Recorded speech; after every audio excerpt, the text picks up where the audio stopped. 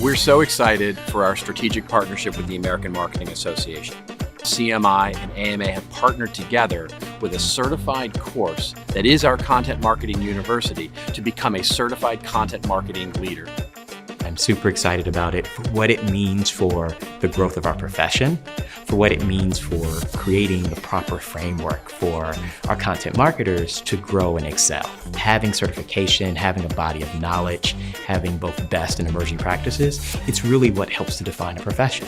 We couldn't be more excited to be partnering with such a wonderful organization because they're providing the true standard of excellence when it comes to certification in marketing. And having the opportunity to take the depth of research, knowledge, and practical skill that comes from the Content Marketing Institute content, combined with the proven approaches, the robust community and leadership that comes from the AMA, I think it's a perfect combination. If you're a marketing practitioner and you want to upskill your way into becoming a certified content marketing leader, well, then Content Marketing University is for you.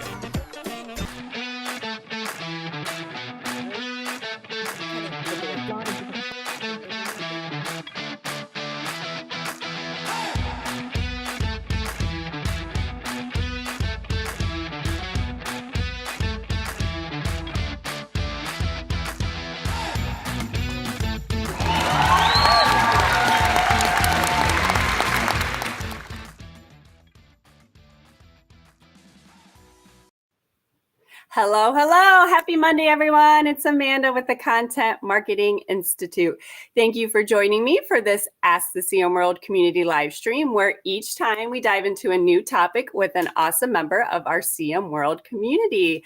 And today we will be talking to the one and only Jay Baer about the need for speed when it comes to your customer service and just how much that can impact your revenue. That might be a little surprise to some of you. So I'm super excited about that today. So this live stream is brought to you by the Content Marketing Institute. We are the leading training and education organization for, you guessed it, all things content marketing. So you can head over to contentmarketinginstitute.com for all kinds of resources and educational content. In fact, we just released our 14th annual B2B content marketing research. Been doing this for 14 years. We have some really great insights in there about how marketers are using generative AI and all other great insights. So you can check that out at contentmarketinginstitute.com.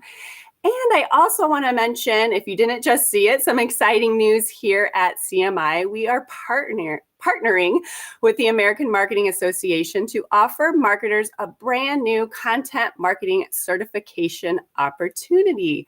And it is part of our extended version of our 2024 Content Marketing University. The online curriculum is taught by the one and only Chief Strategy Advisor, Robert Rose. Marketers get like 15 hours of learning that prepares them for the AMA Content Marketing exam. Once they pass that exam, they can earn the Professional Certified Marketer credential in content marketing. So if you want to learn more about that or register, head on over to cmi.media/certification to learn more. So we are so excited about our partnership with the AMA. All right. If you join me every week, you know the drill. Please give me a virtual wave. Say hello. Let me know where you are joining us from. I see some of you already checking in, including Andy. Thank you so much. So let's get the ball rolling here. If you have any questions or comments, be sure to drop them in the comment section. It always makes for a more engaging live stream when we hear from all of you. So here is our question of the day. So how do you feel when a business responds to you faster than you anticipated? I know how I feel. So is responsiveness a priority in your customer service? If so, what are some ways you are exceeding customer expectations with your speedy responses? Do you sort of have like a mission when it comes to that? Like what's your strategy when it comes to answering your customers? So we love to hear from you. I think Andy said, she's a zero inbox person. I don't know how you people do that. So she tries to respond as quickly as possible. I love it when I get a quick reply from a company. I like to take care of things when I'm thinking about them. I have to pop this off so I can finish reading it. If a company waits too long to respond, I am usually on to other things as well. So yes, I know it's like I don't know, you're like, oh my gosh, they responded to me. For some reason, we're always thinking they're not going to respond, I think, quickly. So let us know what you are doing. Did you know that 66% of customers say speed is as important to them as price when making a buying decision? Responsiveness has always been it's now important than ever. It's the biggest competitive advantage you can have. So today we're going to talk about how increasing your responsiveness can increase your revenue. And today's chat is based on, I have it on my Kindle here, a new book by the one and only Jay Baer, a good friend of ours here at CMI. And if you didn't know, he's a customer service and marketing expert. He has written 6 best-selling books. He's consulted for more than 700 brands, like Nike, IBM, United Nations. And when he's not doing all of that, he's also a tequila influencer. Jay, is there anything that you do not do? There's a lot of things I don't do, including work out, eat vegetables. There's a lot of things I don't do. But for purpose of this conversation, I do everything.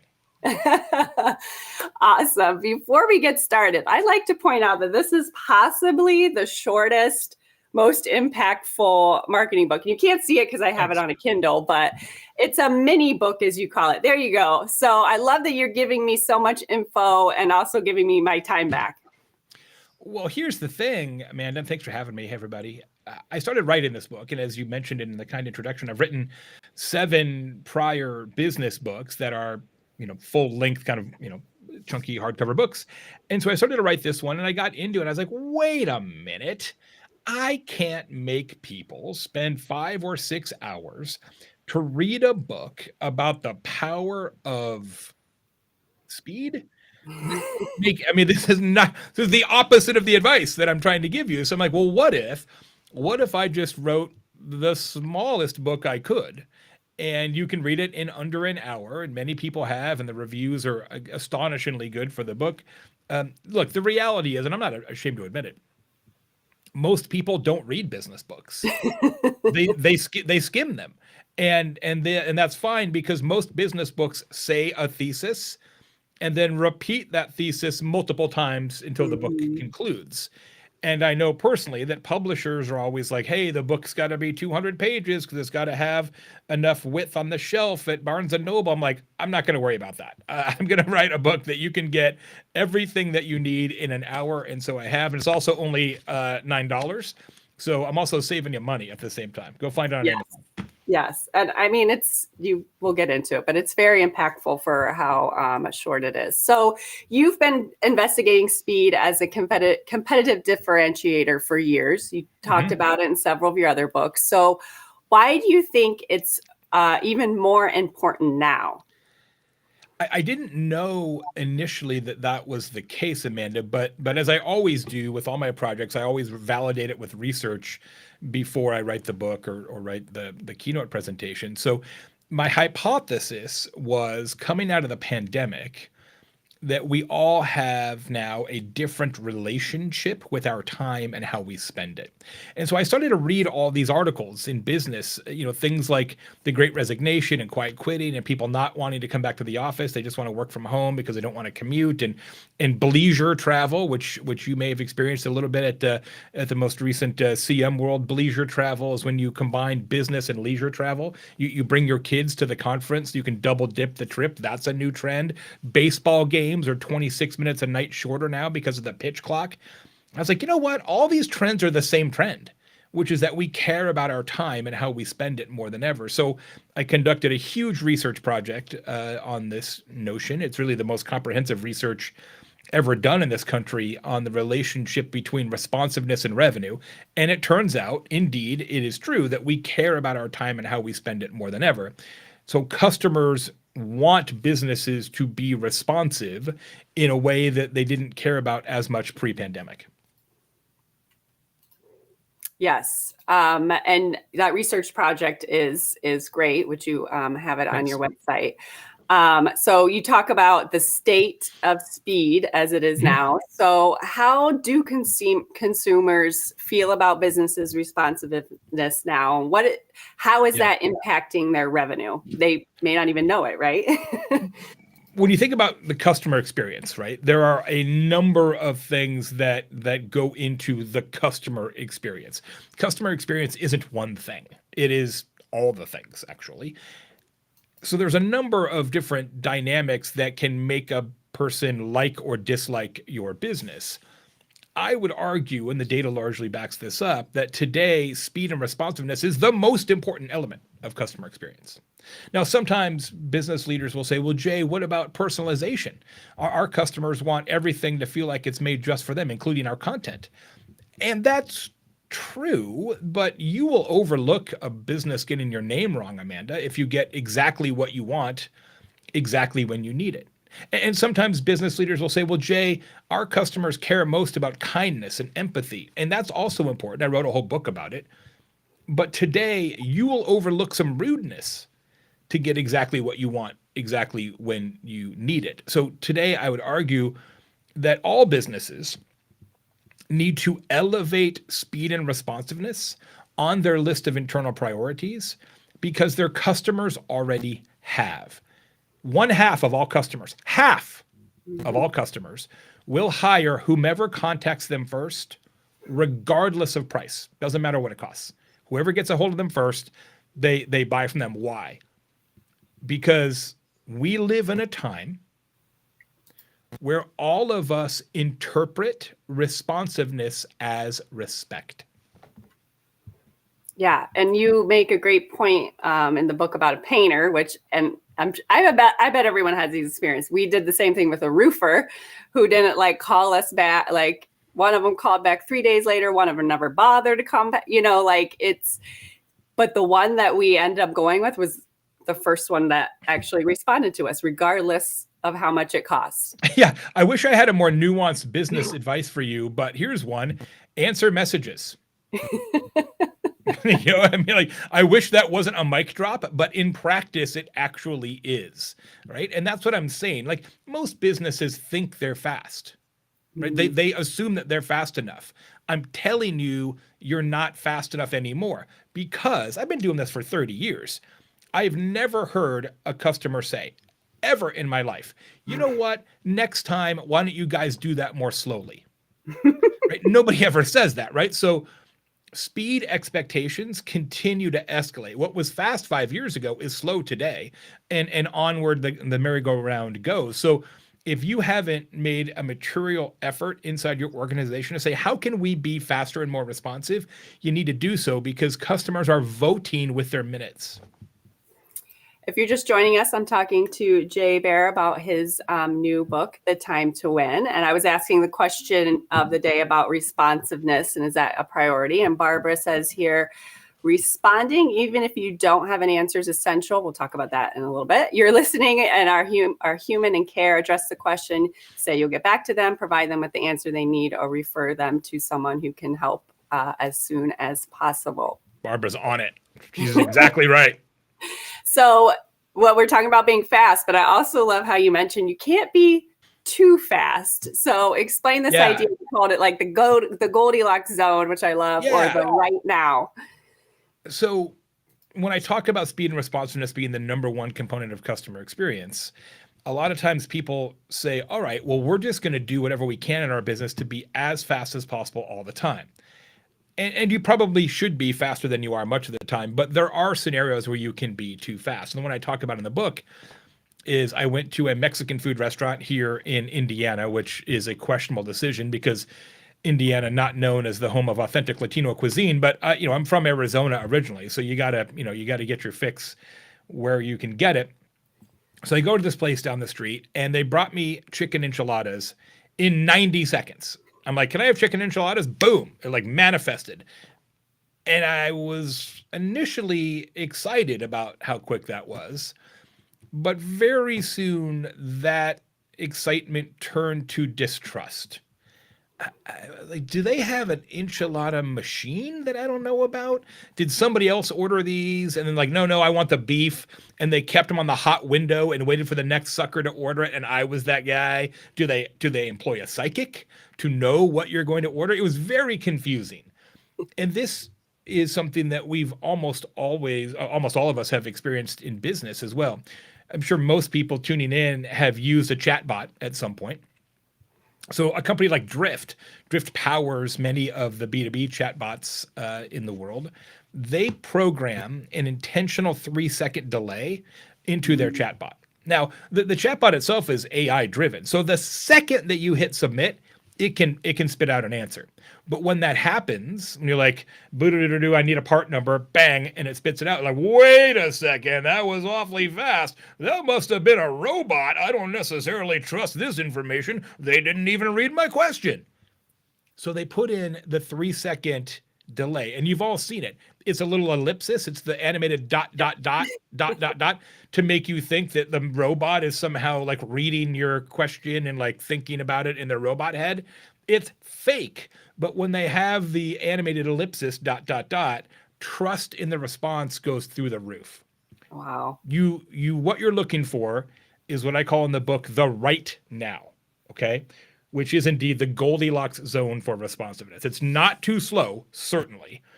And it's also not too fast. Like if you called a surgeon, like, hey, I got to get my foot operated on.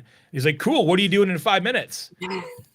You'd be like, well, weird. You're super available, like maybe too much, right? So you can be too fast. So the right now is the perfect amount of elapsed time. And in every business, what you need to seek is figuring out what is that right now. The way we define it in the book is the right now is just slightly faster than your customers expect. So if they think it's going to take 2 days, you do it in like a day and 3/4, right? That's the magic place you want to be. So how do they find that right now? And is that different from, say, a like small business versus like a larger enterprise? No, process is the same. Process is exactly the same. You've got to actually do some analysis. So the first piece of the time, there's a 6-piece framework in the book, Time to Win framework. And the first piece of the framework is to perform what we call a got it audit. Got it audit. Got it audit asks you to figure out how long does it take your customers to get it? All the things that they need from you. How long does it take a customer to get an invoice? How long does it take them to get a salesperson to call them back? How long does it take them to pay an invoice? How long does it take them to get a question answered? And on and on and on. That sounds really obvious, Amanda. But when I ask business leaders that exact question, how long does it take your customers to pay a bill? Here's what I get. Well, Jay, usually it takes 1 day, but if it's over a weekend, of course, it could be 3. If Susan in accounts receivable is on vacation, it could be 4. If it comes in by noon the first day, I mean, we might be able to do it by, I'm like, wait a second. Stop talking. That is not math. That is a collection of stories that you tell yourself. You cannot optimize for responsiveness based on anecdote.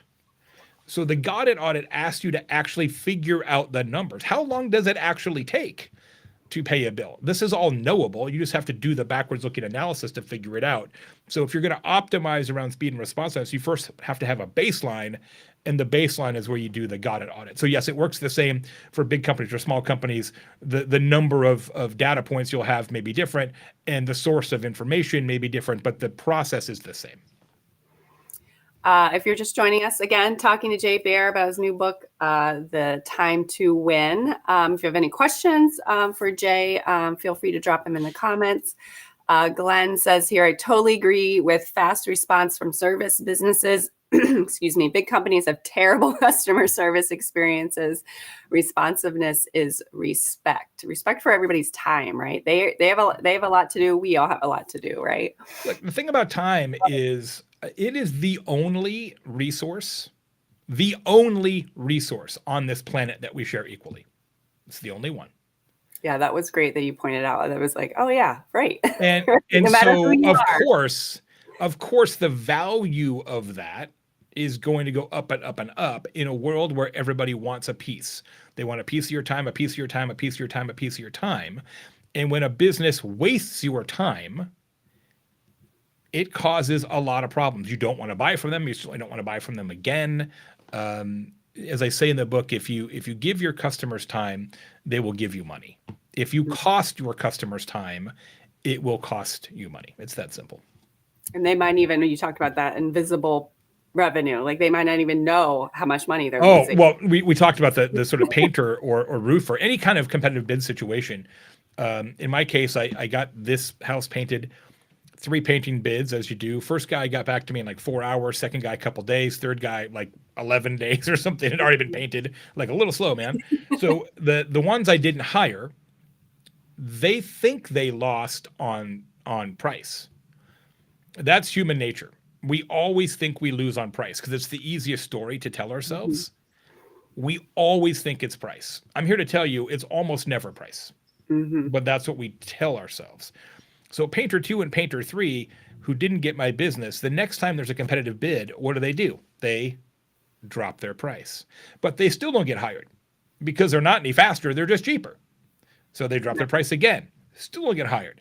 Eventually they will get hired because they'll be so much less expensive that even somebody like me is like, you know what? I'm probably going to regret this. This is likely going to be a terrible business relationship.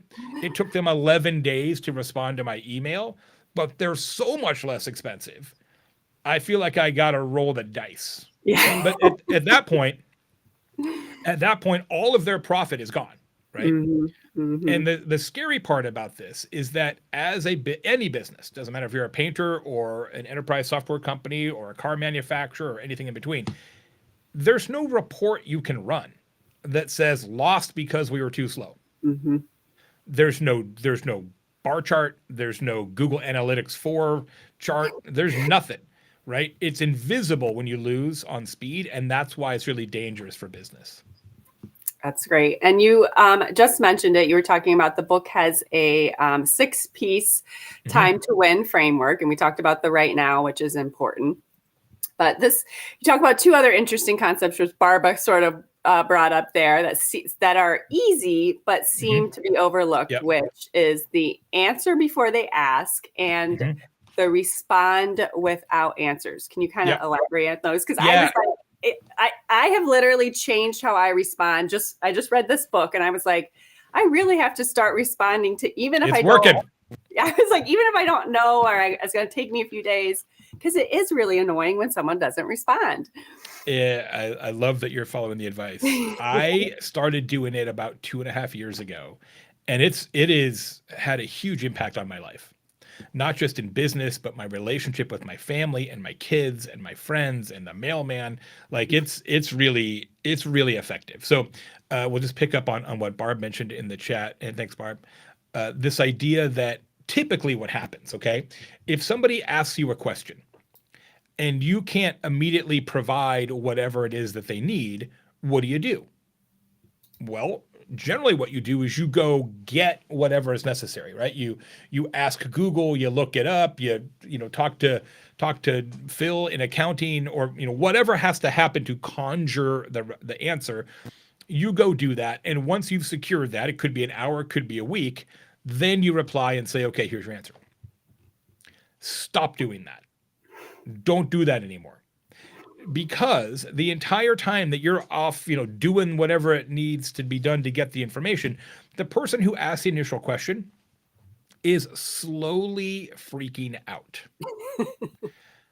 If I send Amanda an email and I don't hear back for 2 days, here's my internal monologue.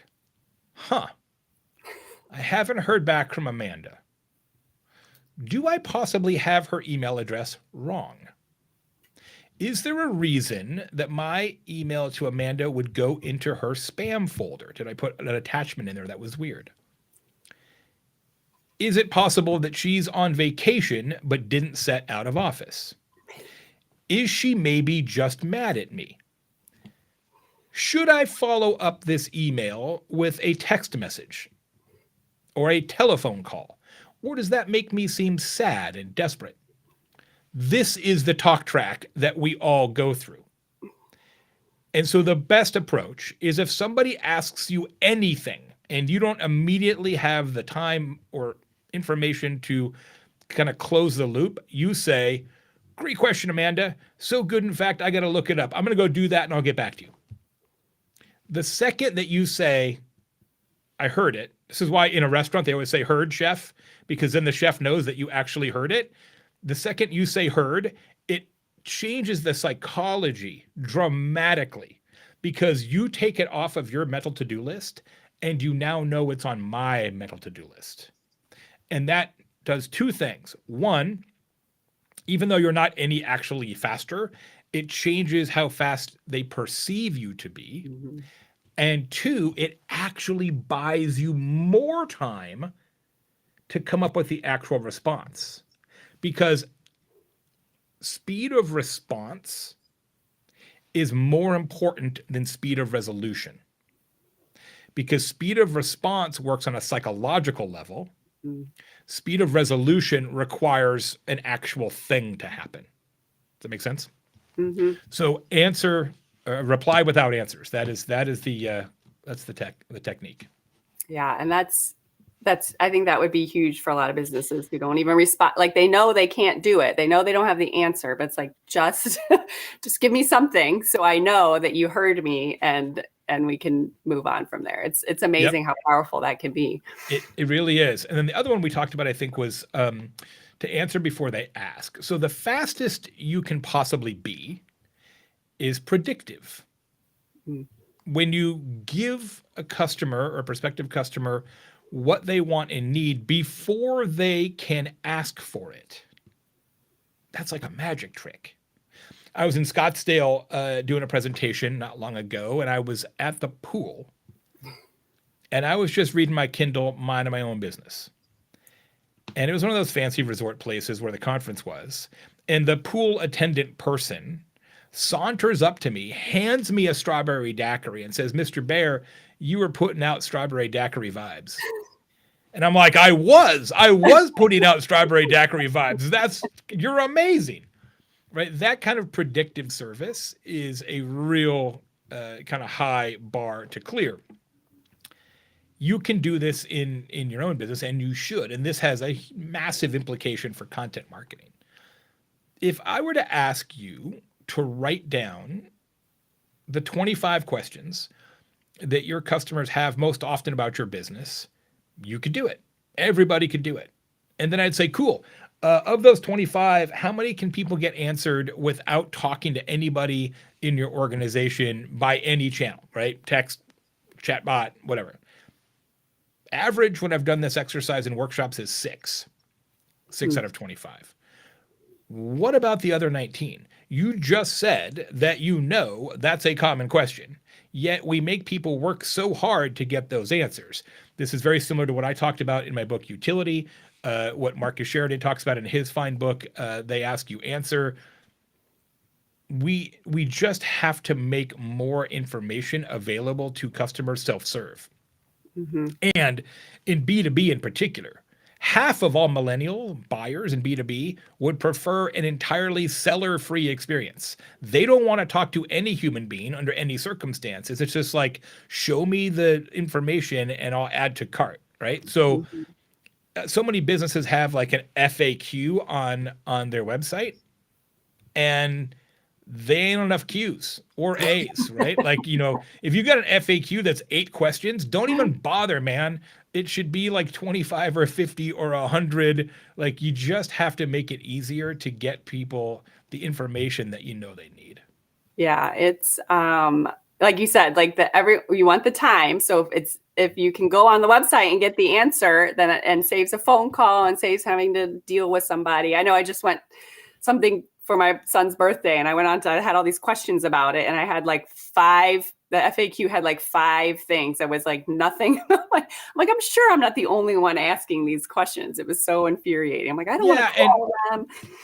It's actually one of the great things that you can use as a kind of integration point between content marketing and customer service, or depending on the size of your organization, kind of voice to the customer, CX teams, is all right, if we're going to have an FAQ or any kind of self-serve info repository, shouldn't that by definition grow over time as we uncover new questions and new use cases? Like, oh, I didn't realize that that was a common question.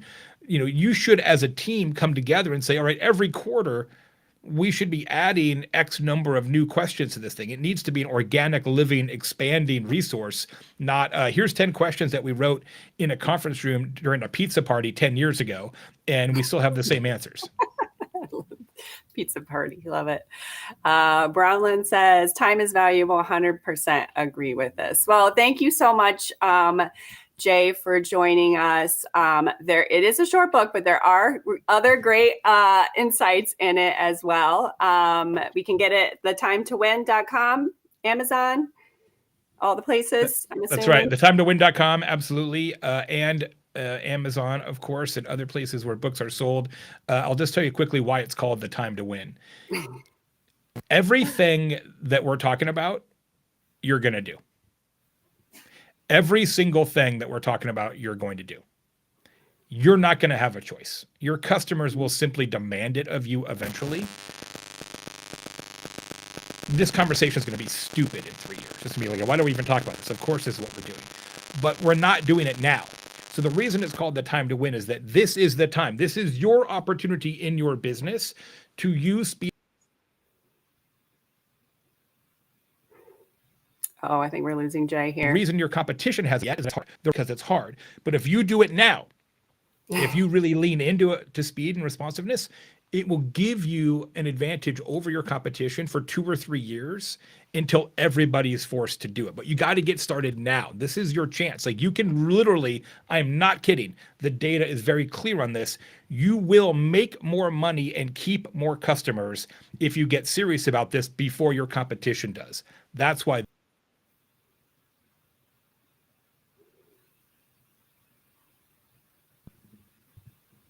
All right. Thank you, Jay. I think we were losing you a little bit at the end there, but thank you so much, Jay. Thank you to everyone out there. Head out and get the book, and I will see you in a couple weeks. Thanks, Jay. See ya. Bye, guys. Thanks.